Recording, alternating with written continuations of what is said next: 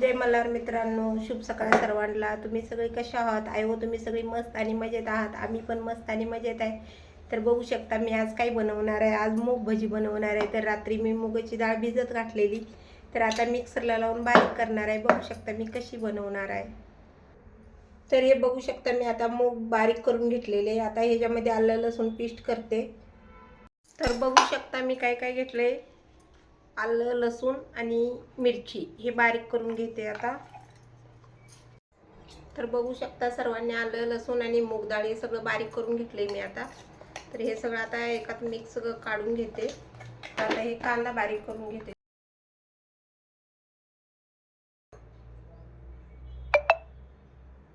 तर बघू शकता कांदा बारीक झालाय। तर ह्याच्यामध्ये आपण कांदा पण मिक्स करून घेऊया। कोथिंबीर, रे बघा ह्याच्यामध्ये कोथिंबीर पण टाकून घेतली आपण। मध्ये मी कांदा आणि कोथिंबीर टाकलंय, आलं लसूण आणि मिरची पण टाकलेली। तर आता ह्यात बाकी धनेपूड,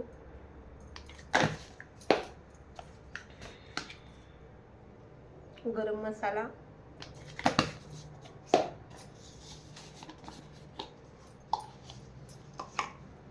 थोडासा ओवा असं सोडून टाकलं तरी चालेल, आणि थोडीशी हळद।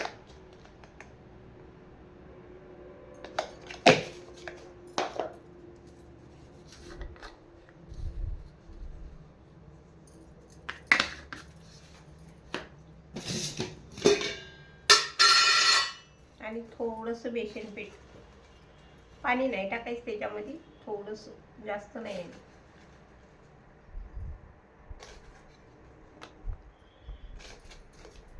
एक 4 चमच्याने 2 चमचे बेसन पीठ टाकले, आणि मीठ आपल्या चवीनुसार मीठ टाकायचं आपण।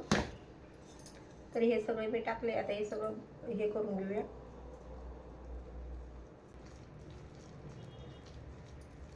तर हे सगळं एकजीव करून घेतलेले मिक्स आता। तर बघू शकता कसं झालंय आता। तर आता भजी बनवायचं गरम गरम। कोणाकोणाला आवडते सांगा कमेंट करून नक्की। भजी तुम्ही कसं बनवताय ते पण सांगा मला।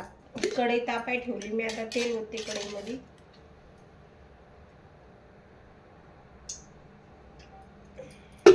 तर आता बघा भजी सोडत आहे मी। तर एक लय मोठा गॅस पण नाही करायचा, मिडियम गॅसवरच 10-15 मिनटं भाजून घ्यायची, म्हणजे मस्त भाजते। लय मोठा केलं तर आपण वरनं काळपट दिसणार, आतमधून कच्चे राहणार। त्यामुळं बारीक गॅसवरच भाजून घ्यायचं मस्तपैकी। तर तुम्ही बघू शकता कसं झाले ते मूग भजी। तर पूर्ण झाल्यानंतर आणखीन पूर्ण बघा। तर झाले तयार बघा मूग भजी आणि टमाटे सॉस। कुणाकुणाला आवडते कमेंट करून नक्की सांगा मित्रांनो।